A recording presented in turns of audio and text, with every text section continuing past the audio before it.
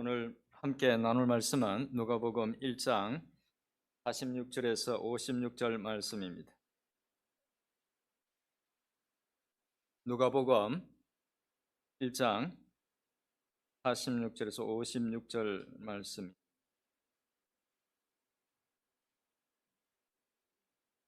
찾으셨으면 제가 받들어 읽겠습니다. 마리아가 이르되 내 영혼이 주를 찬양하며 내 마음이 하나님 내 구주를 기뻐하였으면 그의 여종의 비천함을 돌아보셨습니다. 보라 이제후로는 만세의 나를 복이 있다 일컬으리로다. 능하신 이가 큰 일을 내게 행하셨으니 그 이름이 거룩하시며 긍휼하심이 두려워하는 자에게 대대에 이르는도다. 그의 팔로 힘을 보이사 마음의 생각이 교만한 자들을 흩으셨고 권세 있는 자를 그 위에서 내리치셨으며 비천한 자를 높이셨고 줄이는 자를 좋은 것으로 배불리셨으며 부자는 빈손으로 보내셨도다. 그 종 이스라엘을 도우사 긍휼히 여기시고 기억하시되 같이 읽겠습니다. 나머지는 우리 조상에게 말씀하신 것과 같이 아브라함과 그 자손에게 영원히 하시리로다 하니라. 마리아가 석 달쯤 함께 있다가 집으로 돌아가니라. 아멘. 제가 말씀을 위해서 잠깐 기도하겠습니다. 하나님 아버지 감사합니다. 지난 한 주간 동안에도 저희들 지켜주시고 또 오늘 이 복된 자리로 인도해 주셔서 감사합니다. 하나님 아버지 시간도 저희들 하나님 말씀 앞에 서게 됩니다. 말씀을 전하면서 들으면서 함께 은혜 받는 귀한 시간 되게 해주시고 말씀을 통해서 깨달은 것 삶으로 살아낼 수 있도록 능력도 겸하여 주시옵소서. 예수님의 이름으로 기도드립니다. 아멘. 바쁘게 살다 보니까 어느새 크리스마스 시즌이 되었습니다. 여기저기서 크리스마스 캐롤이 들리고 집마다 마트마다 또 여기저기 다양한 그런 크리스마스 장식들을 하고 있고 그래서 막 선물을 실은 마차를 끄는 사슴, 산타클로스 복장, 다양한 그런 장식들 그런 것들이 크리스마스 분위기를 상당히 돋우고 있습니다. 여러분들은 크리스마스 시즌이 되면 어떤 생각이 드십니까? 저는 매년 이맘때가 되면 크리스마스와 관련된 어릴 적 추억과 함께 저 참 많은 추억들이 있습니다. 저는 정말 작은 도시에서 이렇게 자랐는데 그렇죠. 1970년대 같으면 참 옛날이죠. 80년대. 아무 문화 시설을 누릴 수 없는 또 문화적인 그런 걸 컨텐츠를 접할 수 없는 그런 곳에서 교회는 참 저한테는 좋은 곳이었습니다. 하면 이렇게 이제 크리스마스가 다가오면 함께 선극을 준비해서 누나들하고 형님들하고 그렇게 선극을 하고 저녁에 이렇게 모여서 같이 놀기도 하고 그런 참 좋은 추억들이 있습니다. 지금 그분들이 뭘 하고 있을까 궁금하기도 하고 또 이제 그렇죠. 나이를 한 살 더 먹어가지고 이제 또 연말이 됐습니다. 한 해가 또 지나간다는 그런 또 아쉬움. 또 그러면서 이 화려하고 들뜬 분위기 속에 감추어진 그렇죠. 여러분 사방이 이렇게 화려하고 온갖 아주 요란하지만 우리가 계속 듣게 되는 그런 안 좋은 소식들, 정말 슬픈 소식들, 그런 비극, 그런 슬픔들이 생각이 나서 참 감정이 굉장히 미묘합니다. 또 이맘때가 되면 온 세상이 축제 분위기가 되는 것을 보면서 한편으로는 그런 축제 분위기가 굉장히 좋기도 하고 또 한편으로는 크리스마스는 분명 기독교 신앙을 가진 사람들이 구주 예수 그리스도의 탄생을 기념하고 축하하는 날인데 전혀 관계없는 사람들이 왜 저럴까 하는 생각이 들기도 합니다. 심지어 예수 그리스도가 메시아라는 사실을 부정하는 이슬람권 나라들 중에서도 또 종교 자체를 인정하지 않는 공산권의 그 나라에서도 크리스마스를 기념하기도 한답니다. 그런데 그렇게 축하하고 기념하면서도 정작 크리스마스의 주인공이신 예수 그리스도에 대해서는 전혀 모르거나 관심이 없는 것을 보면서 또 예수보다 산타클로스가 주인공이 되어 있고 산타클로스가 굉장히 오래전에 한 1700년 정도는 된 것 같습니다. 오래전에 선행으로 시작한 선물을 주는 관습이 이제는 상술로 왜곡되어서 가족이나 친구들에게 선물을 주고받는 그런 것으로 변질되어 있는 것을 보면서 좀 서글픈 생각이 들기도 합니다. 그러면서 다시 생각하게 되는 것은 세상 사람들은 그런 아이러니한 모습으로 크리스마스를 맞을지라도 적어도 예수를 믿는 사람들은 크리스마스를 맞을 때에 그 의미를 깊이 생각하고 또 감사한 마음으로 축하하고 기뻐해야 한다는 생각이 듭니다. 오늘 말씀은 예수님의 탄생과 관련된 여러 가지 일들 중에 한 일부분으로 예수님의 어머니 마리아가 예수님을 잉태했다는 것을 알고 난 후 하나님께 드렸던 찬양입니다. 크리스마스를 맞으면서 마리아가 이 찬양을 드린 배경과 또 의미를 살펴보고 우리 신자들이 어떤 마음으로 크리스마스를 맞아야 할지를 생각해 보도록 하겠습니다. 잘 아시는 내용이겠지만 우선 마리아가 어떻게 잉태하게 되었는지 또 잉태할 당시 상황은 어땠는지 잠시 말씀드리겠습니다. 예수님의 어머니 마리아가 예수님을 잉태했을 때 요셉과 정혼한 사이였습니다. 정혼을 하면 법적으로는 이렇게 부부가 되는데 정식 결혼식을 할 때까지는 각자의 집에 살아야 했습니다. 당시 결혼 풍습을 고려하면 마리아가 정혼을 했을 때 나이가 대략 한 16살 정도로 봅니다. 아주 어릴 때죠. 이제 그렇게 마리아가 요셉과 정혼하고 집에 있을 때에 어느 날 가브리엘 천사가 찾아와서 마리아가 남편과 혼례를 올리기 전에 처녀의 몸으로 아기를 갖게 될 것이라고 말합니다. 그 말을 들은 마리아는 놀라서 천사에게 자신은 남자를 알지 못하는 처녀인데 어떻게 그런 일이 일어날 수 있냐고 묻죠. 그러자 천사는 성령이 마리아에게 임하고 또 하나님의 큰 능력이 그녀를 덮어서 아들을 낳게 될 것이고 그 아이는 하나님의 아들이라고 불리게 될 것이라고 전합니다. 마리아는 천사의 말을 듣고 자기는 주의 여종이오니 말씀하신 대로 이루어지기를 바란다고 대답합니다. 마리아가 천사의 말 뜻을 제대로 이해하고 그렇게 답한 것일까요? 천사의 말대로 이루어지면 어떤 일이 생깁니까? 정혼한 처녀가 결혼식도 하기 전에 임신을 하게 되는 것입니다. 그렇게 되면 파혼을 당할 뿐만 아니라 마을 사람들로부터 부정한 여자라는 비난을 면할 수가 없고 자신이 사는 사회에서 매장을 당할 수밖에 없었습니다. 또 특별히 유대 사회가 명예를 중시하는 그런 어떤 사회라는 것을 생각하면 가족들로부터도 완전히 외면을 당할 수 있었습니다. 하지만 마리아가 이후에 한 일을 보면 그런 위험을 전혀 모르고 천사에게 그렇게 대답한 것이 아니었다는 것을 알 수 있습니다. 천사로부터 놀라운 이야기를 듣고 아이를 잉태하게 된 마리아는 자신이 살고 있던 그 나사렛 지역에서, 나사렛은 북쪽에 있습니다. 갈릴리 호수 근처에 있는 동네인데 거기서부터 남쪽 유대 지역에 있는 친척 엘리사벳을 찾아갑니다. 마리아가 엘리사벳을 처음 만났을 때 엘리사벳은 아주 늦은 나이에 그 아이를 가져서 이미 6개월이 지났을 때였습니다. 이 아이가 바로 세례 요한인데 세례 요한은 예수님보다 6개월 먼저 태어났던 예수님의 친척이었던 것입니다. 훗날 두 사람이 만나기 전에 그들의 어머니가 이렇게 먼저 만났던 것입니다. 이 세례 요한의 출생과 관련된 이야기가 누가복음 1장 5절 이하에 기록되어 있는데 내용이 오늘 전하고자 하는 주제와 거리가 좀 멀어서 다루지는 않겠습니다만 세례 요한의 잉태도 예수님의 잉태처럼 특별하게 이루어졌습니다. 아무튼 마리아가 엘리사벳을 만났을 때 참 신기한 일이 생깁니다. 엘리사벳의 뱃속에 있던 그 아이가 만났을 때에 뛰놀았던 것입니다.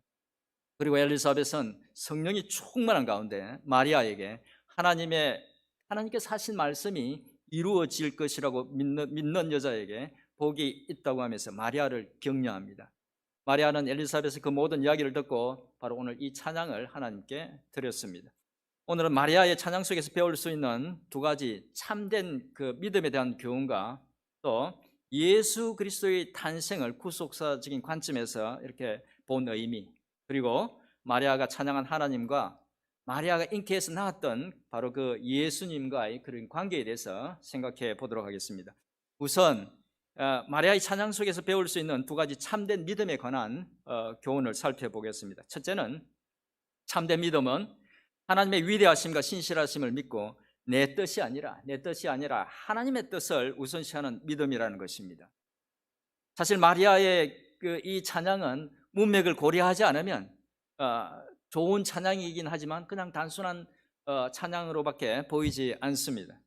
하지만 앞에서 잠시 말씀드렸듯이 당시 사회적인 관습을 고려할 때 처녀의 몸으로 아이를 잉태한다는 것이 어떤 의미인지를 생각할 때 마리아의 찬양은 정말 특별한 것이었습니다. 마리아가 낳게 되는 아기는 맡겨진 일을 완수하기 위해서 계속 생존하게 되겠지만 자신은 그 일로 모든 것을 이룰 수도 있었습니다. 하지만 마리아는 예상되는 그런 모든 고난에도 불구하고 오히려 빛이 난 자신을 돌보신 하나님을 찬양합니다. 찬양 속에는 마리아의 믿음이 그대로 드러나고 있습니다.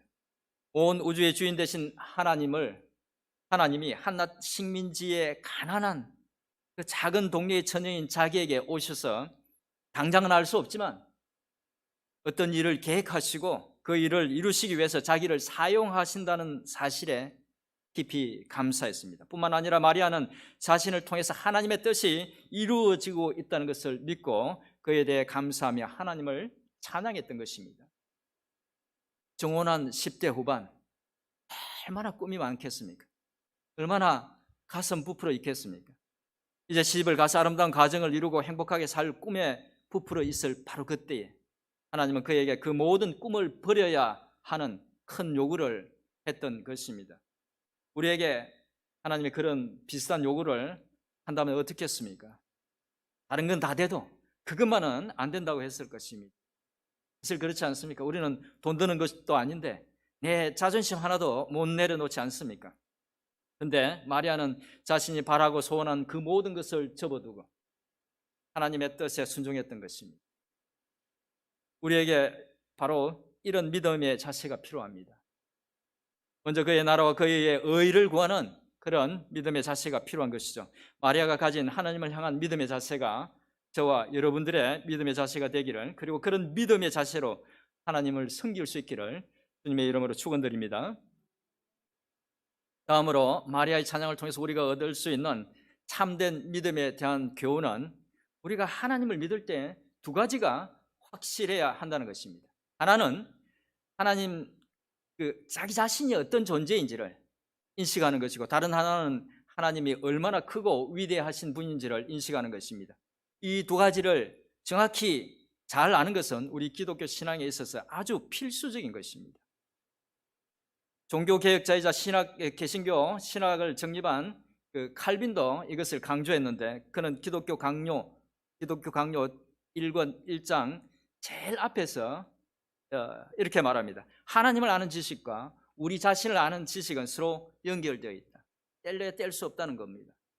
이 말은 우리 자신이 어떤 존재인지를 잘 모르면 하나님을 제대로 알 수도 없고 섬길 수도 없고, 또 하나님을 잘 모르면 우리 자신이 누구인지 어떤 존재인지를 제대로 알 수도 없다는 것입니다. 좀 더 구체적으로 말씀드리면, 우리가 자신의 연약함과 부족함과 악함을 인식하지 못하면 우리에게 부어주신 그 하나님의 은혜가 얼마나 크고 놀라운 것인지를 제대로 알 수 없다는 것입니다. 여러분, 아직도 여러분 자신이 꽤 괜찮은 사람이라고 생각하십니까? 다른 사람보다 좀 나은 사람이라고 생각하십니까? 그러면 여러분 속에 매 순간마다 들끓는 그 시기와 질투와 미움과 악한 생각들은 어떻게 할 겁니까? 여러분들의 소유를 보면서 안정감을 누리고 있습니까? 건강에 대해서 자신이 있습니까? 우리가 살면서 수도 없이 경험하지만 우리가 믿고 의지하는 것들이 그렇게 견고하지 않습니다. 그렇게 건강한 사람이 한순간 건강을 잃고 쓰러지는 것을 우리가 종종 보지 않습니까? 상당한 재산을 가진 사람이 모든 재산을 잃게 되는 경우를 종종 보지 않습니까? 철석같이 믿던 사람으로부터 배신을 당하는 경우를 종종 보지 않습니까? 우리가 그런 사람이라는 것을, 우리가 밟고 서 있는, 우리가 믿는 그런 것들이 그렇게 견고하지 않다는 것을 깨닫지 못하고 그것을 인정하지 않는 한 우리 속에 하나님의 은혜가 머물 자리는 없습니다. 하나님의 은혜를 은혜로 받아들이고 감사하기 위해서는 우리 자신을 아는 것이 필수적인 것입니다. 하지만 우리 자신에 대해서 아는 것만으로 참된 신앙을 가질 수는 없습니다. 우리가 섬기는 하나님이 전지전능하신 분일 뿐만 아니라 거룩하시고 신실하신 분이라는 것을 정확히 알아야 합니다. 하나님을 알지 못하고 자신을 알지 못하면 하나님의 은혜에 진정으로 감사할 수 없고 하나님을 경외하지도 않고 참된 신앙도 참된 찬양도 드릴 수 없습니다. 마리아의 찬양을 보면 비록 나이는 어렸지만 정확히 그것을 알고 있다는 것을 알 수 있습니다. 마리아의 찬양을 보면 마리아는 자신이 얼마나 부족하고 미천한 존재인지를 알았고 그것을 말했습니다. 하나님이 얼마나 크고 위대하신 분인지를 알고 있다는 것이 그의 찬양을 통해서 또한 그대로 드러납니다. 마리아는 그렇게 자기 자신과 하나님에 대해서 알았기 때문에 아름다운 찬양을 하나님께 드릴 수 있었던 것입니다. 마리아처럼 우리 자신이 어떤 존재인지 그리고 하나님의 어떤 존재인지를 정확히 아는 지혜가 저와 여러분들에게 있기를 축원드립니다. 이제 구속사적인 관점에서 예수님의 잉태의 의미를 한번 살펴보겠습니다. 오늘 말씀 앞에 나오는 내용 중에 이렇게 쭉 보면 누가복음 1장 26절 이하에 예수님의 나심에 대한 신비로운 한 사건을 기록하고 있습니다. 앞에서 잠시 말씀드린 것처럼 천사 가브리엘이 요셉과 정혼한 마리아에게 와서 아직 정식 결혼을 하기 전에, 혼례를 올리기 전에 아기를 잉태하게 될 것이고 그 아이는 지극히 높으신 이의 아들로서 다윗 왕의 계보를 이을 것이며 그의 나라는 영원하고 또 그는 하나님의 아들이라 일컬음을 받게 될 것이라고 말합니다. 놀랍고 신비로운 사건이죠. 그런데 이 사건은 어느 날 갑자기 이루어진 것이 아닙니다. 이 일은 인류의 조상 아담과 하와가 하나님의 명을 거역하고 에덴 동산 가운데 있는 그 선악과를 따먹으면서 범죄했을 때부터 하나님께서 계획하신 일이었습니다. 창세기 3장 15절에 보면 그 내용이 나와 있는데 하나님은 죄를 짓도록 유혹한 뱀에게 이렇게 말씀하시죠. 창세기 3장 15절 한번 말씀. 우리 같이 한번 읽어볼까요? 시작.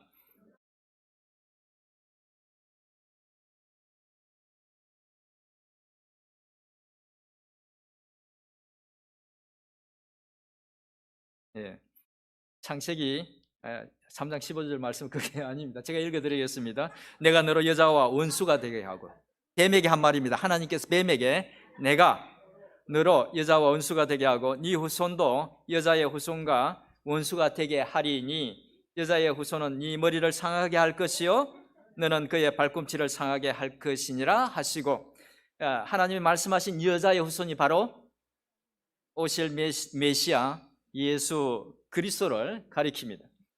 이후 하나님은 장차 오실 메시아에 대해서 많은 사람들을 통해서 예언하셨습니다.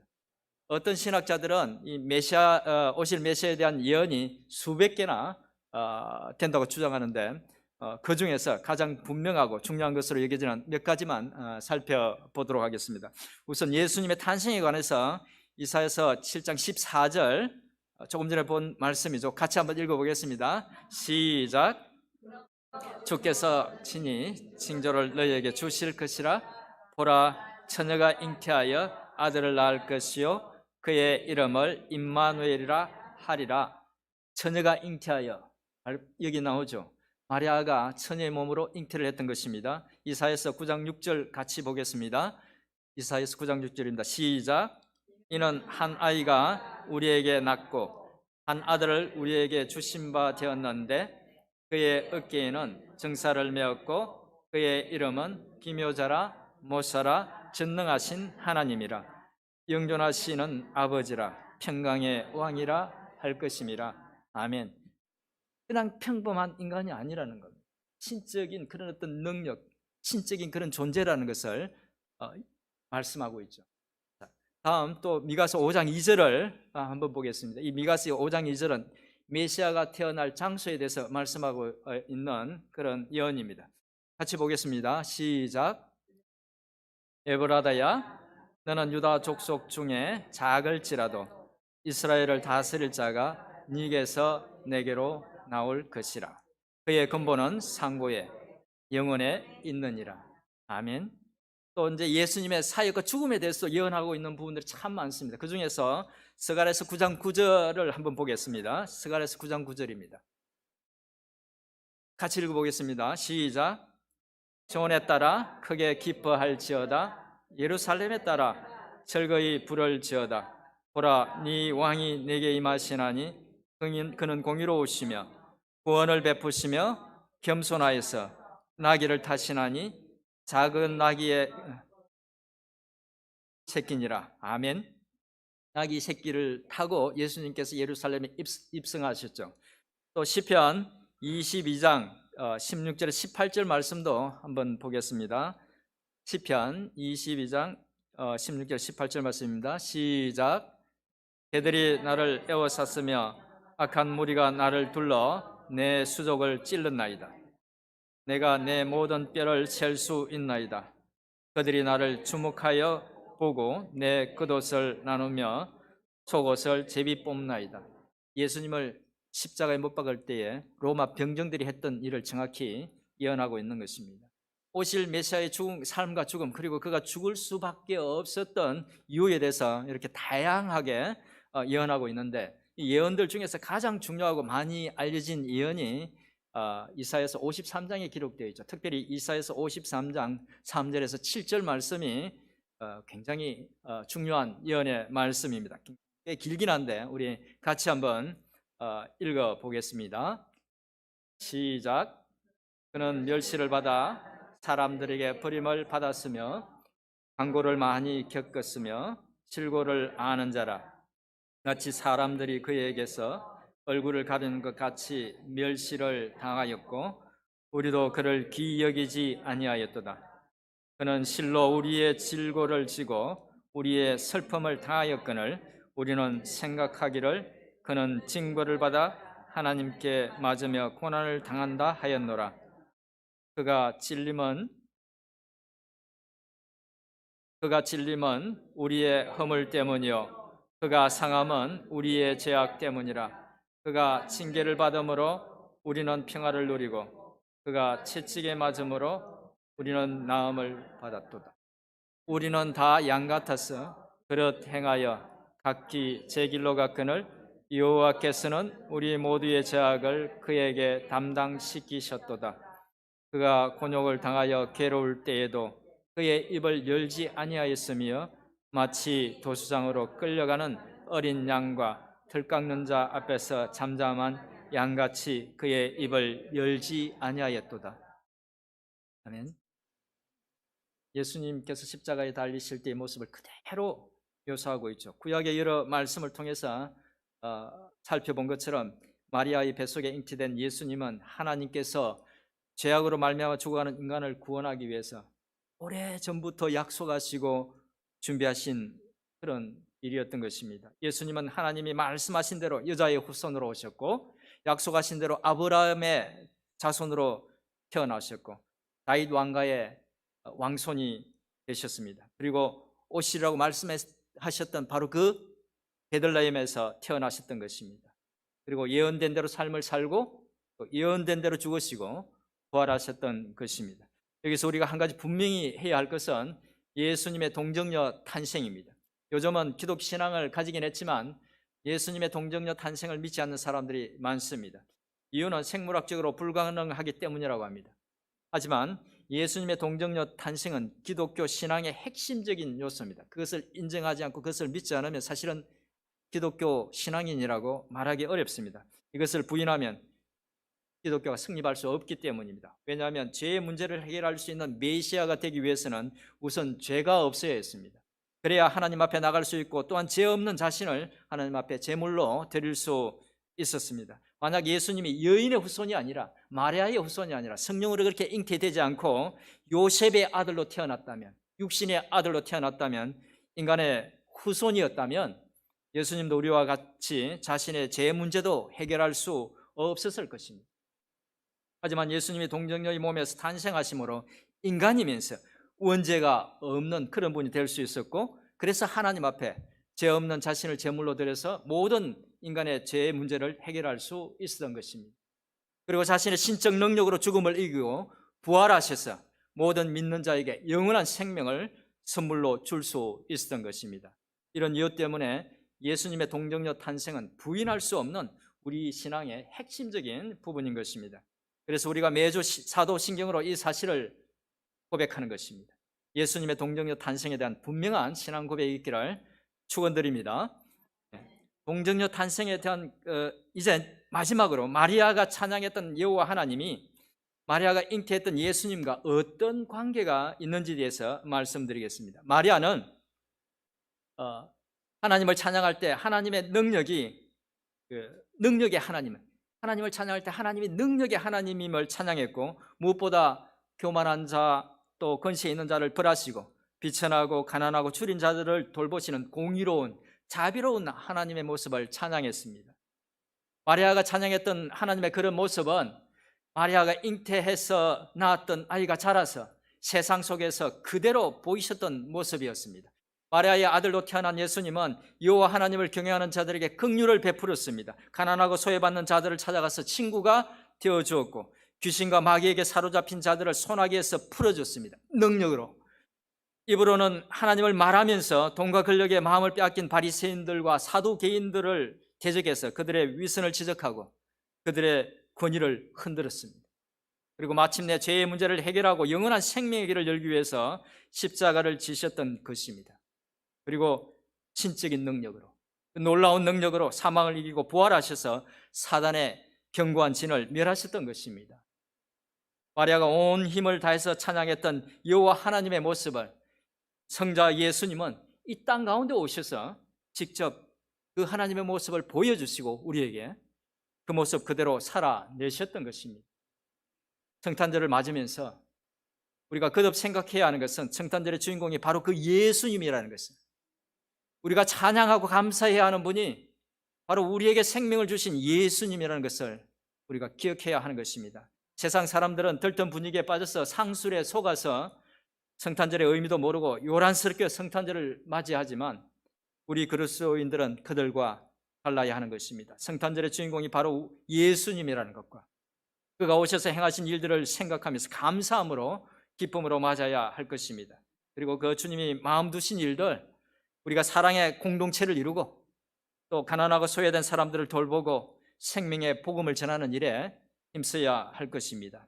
이번 성탄절은 죄 때문에 영원히 죽을 수밖에 없는 우리를 살리기 위해서 이 땅에 오신 주님을 깊이 생각하고 그의 사랑과 은혜를 기억하고 감사하면서 마리아가 하나님을 찬양했던 것처럼 크리스마스의 진짜 주인공이신 우리 주님을 진정으로 기뻐하며 찬양하는 그런 성탄절로 맞이할 수 있기를 주님의 이름으로 축원드립니다.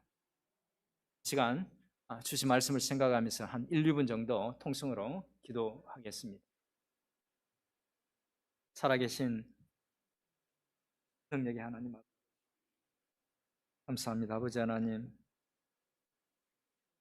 사랑하는 독생자를 선하고 부족한 저희를 위해서 보내주시고 저희로 소망 가운데 살아가게 하심을 감사합니다. 이제 아버지 하나님, 주님 오신 성탄절을 맞이하면서 우리 속에 희미해졌던 기억들을, 우리 속에 희미해졌던 주님의 그 은혜와 그 사랑들을 아버지 하나님 다시 한번 깊이 생각하며 기억함으로 감사하며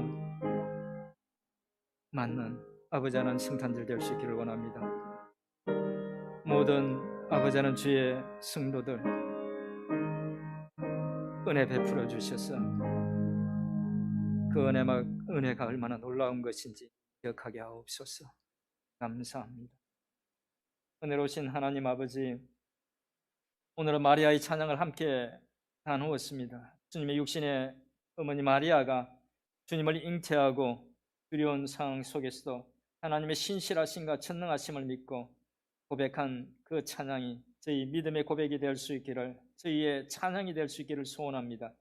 이 시간 기도하옵기는 세상 사람들은 모를지라도 저희들만큼은 주의 그 크신 은혜를 기억하고 진정으로 감사하고 기뻐하며 주의 오신 날을 축하할 수 있기를 원합니다. 더욱 소원하는 것은 부족한 저희들의 모습이지만 저희들의 삶을 통해서 예수 그리스도의 주신 생명의 빛이 세상 가운데 비춰지기를 소원합니다. 다시 한번 저희를 구원하기 위해서 이 땅에 오신 주님을 환영하고 찬양합니다. 감사합니다. 예수님의 이름으로 기도드립니다. 아멘.